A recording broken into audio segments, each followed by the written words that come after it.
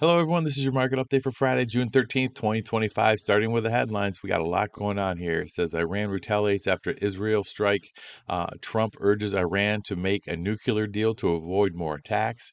Israel strikes take out Iran's supreme leader's top generals. And stocks fall.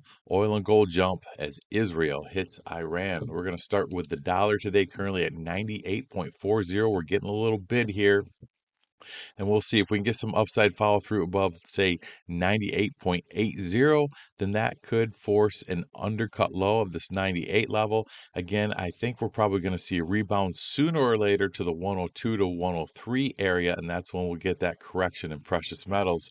But we still need the prices to bottom here, and there's no evidence of that just yet. Over to crude oil, currently up over 8%. I think it was over 13% higher at one point.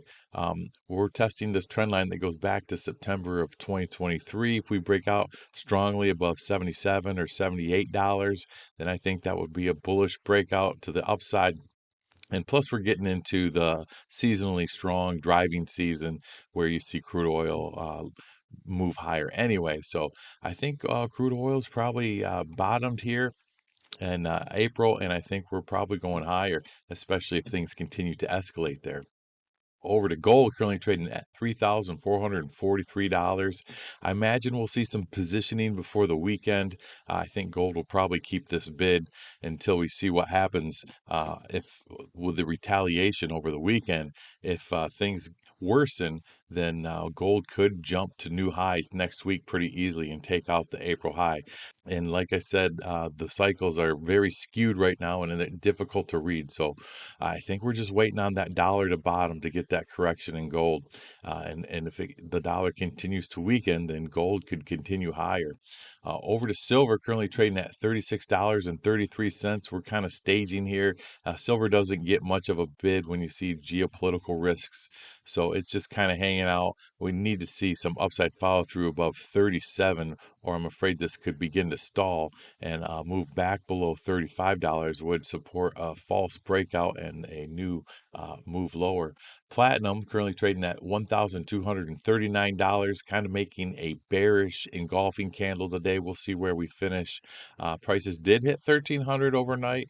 I was hoping we'd see a breakout above 1,350. That would take out the February 2021 high, and that would be very bullish. But right now, we got to see how prices finish today. If this ends with a bearish engulfing candle, then this could be an interim top for now, and we could see a pullback. Over to GDX, finished up yesterday 3%, and currently I think it's going to open above $54. So we could challenge the highs from last week. This cycle, I think, is very overdue for a pullback. The last significant low we had was in December, late December, and here we are into June, and we haven't even really spent much time below the 50-day EMA. We still have this divergence in the MACD. We'll see what happens here. If this crosses over officially, then I think we'll get our pullback. But again, I think everything's contingent on the dollar right now. And then lastly, I want to leave you with the GDX to GLD ratio. This is something I've been watching. I've been looking for miners to start outperforming gold. And to confirm that, we would need to see a sustained breakout above this 0.173 level. We breached it briefly here, but we didn't get a sustained close above it. So it's still possible. But again, I think we're pretty late in this cycle that bottomed in December. We're probably going to do for a pullback and consolidation before we break firmly through that level. But nevertheless, I guess if we did see progressive closes above the spike high here at 0.176, then I think that would confirm a bullish breakout in miners. So could be an interesting weekend, and we'll have to see where markets open on Monday. But that's it for now. Have yourself a wonderful day.